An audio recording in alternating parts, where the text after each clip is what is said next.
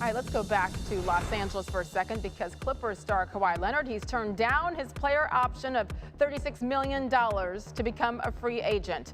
He's got a couple of contract options if he stays in LA. Sign a 4-year deal, $176.2 million, or re-sign with the Clippers for just 1 season and then sign a 5-year max deal next year. A lot up in the air, a lot of domino effects from this as we count you down to free agency beginning 6 o'clock Eastern time.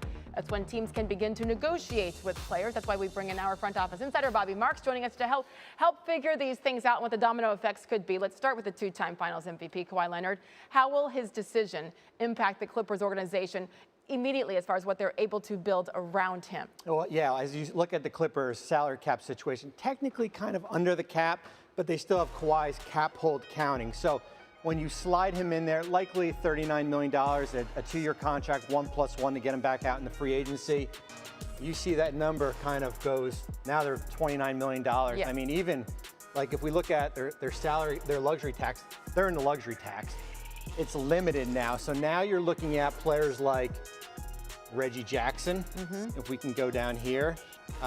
Reggie's going to cost you a little more than that $4 million. So you put him in there. I mean, it's basically kind of bringing back your own roster. So you're looking at Reggie Jackson. You're looking at players like Nick Batum. Remember in the draft, they were able to move back up 4 slots to get Keon Johnson. They made DJ Boston, Jason Preston. But Sage, it's going to be about youth movement here because this $39 million number is going to be rehabbing for most of the season here, and there's going to be a big emphasis certainly on Paul George, but you're looking at most of this roster coming back, but with an injured Kawhi Leonard. And that's the thing, is to not even fully know where he's going to be health-wise, but it's still Kawhi Leonard. And here's the other thing. With him opting out of his contract, they do not have a disabled player exception. They were able to get a $9.5 million disabled player exception if he opted in. Now that he is technically a free agent, that goes out the window. Wow. So that's a resource that they now lose because he's a free agent. Yeah, obviously with numbers like that, it's going to make things a little bit tighter. And if they want to really compete out there in the Western Conference, they're going to need a healthy Kawhi and then a little bit more. One of his former teammates in Toronto got the ring together is Kyle Lowry, and WOJ reporting that Kyle could be headed to Miami in a sign and trade agreement with the Raptors. So again, take us through the numbers and how the Heat could make that work. Yeah, when we look at Miami, and we'll pull them up here. So what happened yesterday was they exercised the option of Goran Dragic. Right. There was 2 different ways they could have approached this. They could have gone under the salary cap and tried to sign Kyle Lowry outright. They decided to exercise that option and act as a team over the salary cap. So now we're looking at a trade standpoint. Lowry at roughly $25 million, Dragic at $19 million, and then maybe we throw in a player like Precious Achiuwa. And what happens is that we take both players out and we put Kyle in. You're still a little bit under the salary cap. And what happens, you can have a player like Duncan Robinson that you can bring back here. You have his bird rights, you can exceed the cap, so you're staying over the salary cap. You have your $9.5 million mid-level exception to go out and use in free agency. I don't think it's going to be enough to get a player like DeMar DeRozan. Which they would love to pair them back up together. Yes, in the that would have to be a discount there, but I don't think, we'll keep an eye on it. And you know what, DeMar might do that, right? Because it's been a tough couple of years there in San Antonio. It hasn't gone the way he wanted, and to get back with him and play with him, you could see the possibility, but today your gut for that would say, don't get your hopes up? No, let's just see how the market plays out. Okay. I mean, I've seen guys. Back to the NBA, we need the Lakers capologist to address our nation's national deficit. Tuesday, the Lakers added Melo to the fold. It's a 1-year deal, got to be team friendly, given their flurry of other moves. Nunn, Monk, Horton, Tucker. Anthony averaged 13.5 in 24 minutes last season, became the 10th all-time leading scorer in NBA history as well. Once all of these moves become official, the Lakers will have 13 players on their roster, 8 of whom are age 32 or older. That puts LA on track to have one of the oldest teams in NBA history. Only 4 teams have had an average age of 32 or older. The Lakers, of course, will hope to follow in the footsteps of the '98 Bulls, who won it all. But between LeBron and Melo and Dwight and Russ. That's 4 of the top 60 scorers in NBA history. Bobby Marks joins us now.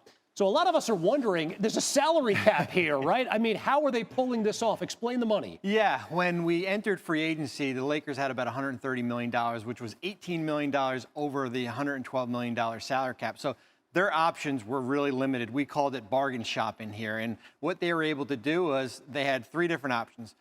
Talen Horton-Tucker, they signed him today to the early bird exception. They're allowed to exceed the salary cap to do so. He was on the roster for 2 years. And then you look at a player like Kendrick Nunn, who was in Miami.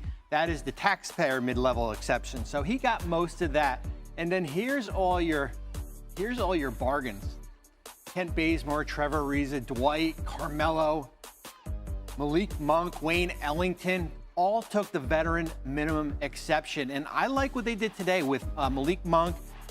You're able to get Kendrick Nunn. You got a little bit younger. You got some shooting to put around the big 3 here. And they still have 3 roster spots. But the most important thing, $34 million luxury tax penalty, the biggest ever in Laker franchise history. So there's a cost associated to this roster. They'll be writing a lot of checks there. Yeah. And by the way, earlier in the day today, it was the big fella, Marc Gasol, saying, in fact, he would be coming back to the Lakers next season. We've talked a lot about first dominoes falling, right? We've seen quite a few dominoes fall so far, Bobby.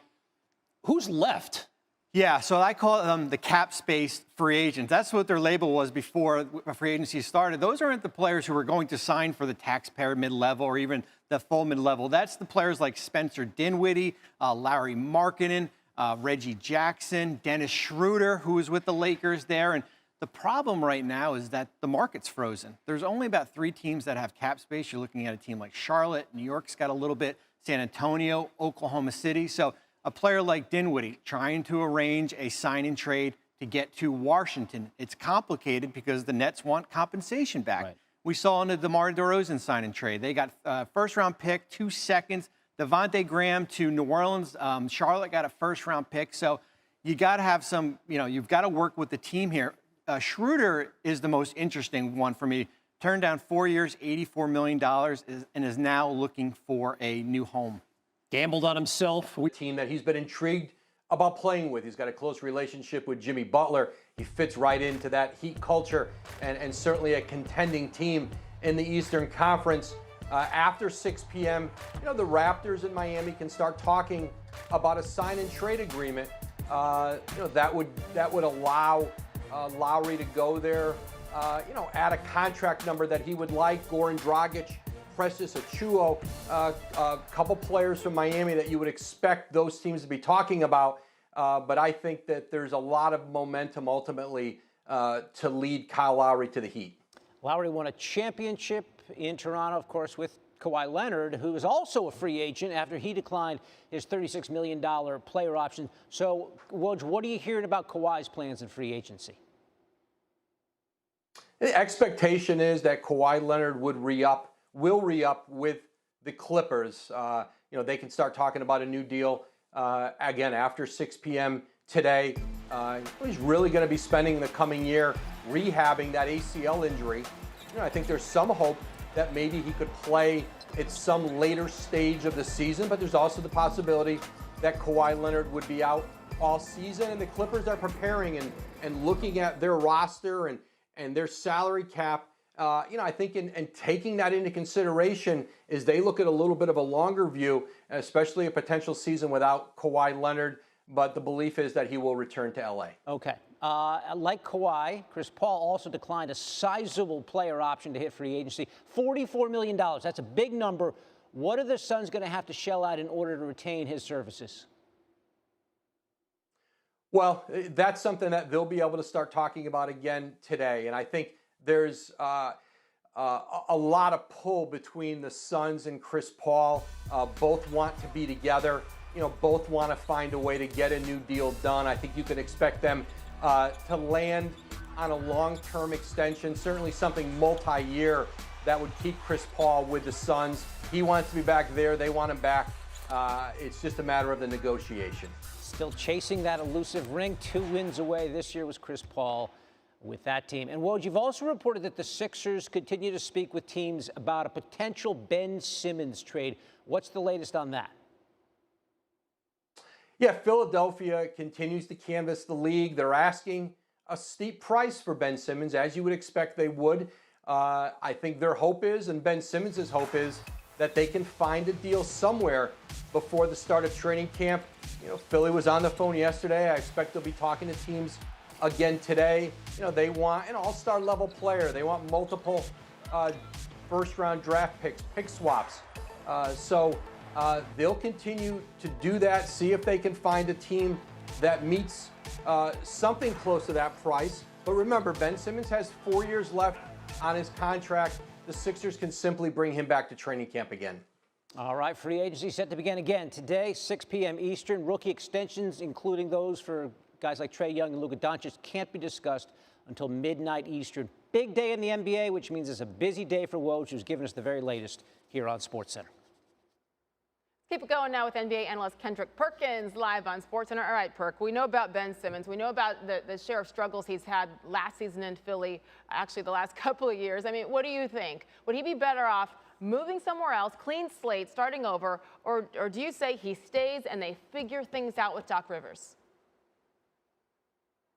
Well, first of all, Sage, it's all on Ben Simmons, right? Ben Simmons has to take his career more seriously. And when I say this is he has to put more emphasis in working on his craft, getting better. We're watching a guy like Giannis get better. We watch Giannis knock down free throws when it matters. We watch Giannis attack the basket. Ben Simmons has to put in the offseason work. Now, here it is when it comes down to the Philadelphia 76ers situation. They're not just going to give up Ben Simmons for nothing. I feel like a fresh start for him, a new situation will be better for Ben because he needs to play with the ball in his hands. He needs to play like a Sabonis-type player where he's doing dribble handoff actions, facilitating, kicking out to guys for three-point shots, rolling to the basket. But Philly is not just going to give him up. So with that being said, he has to work on his game because he could possibly be back in the Philadelphia 76er uniform next season. And here's the thing. All he needs to do is work on his free throws. Here's why I say this, Sage. If he work on his free throws, then he builds his confidence up to start attacking the basket again. Right, but if he don't want to go to the free throw line or he's scared. For a long time, years about Ben Simmons, you know, at what point do the Sixers say, okay, enough is enough because this has been happening and we haven't seen that improvement? I understand that, Sage, but listen to me. I understand. Look, you're up there. I'm loving the background with the red dress. Everything is on, on point. Listen what I'm trying to tell you. Okay, the Sixers. We have to realize Ben Simmons is still a all-NBA caliber player. Right. The man finished second for his Defensive Player of the Year voting, okay? And I get it. This is why I was telling you that the Sixers, right? Yes, they're looking to shop him. And yes, they probably want to upgrade. But if they're not going to get back a all-NBA caliber player or all-star caliber player, then he's going to be in the 76er uniform. And it's on Ben Simmons to go and do his job. He getting paid $30+ million a year. He got to go get it done. Yeah, regardless of where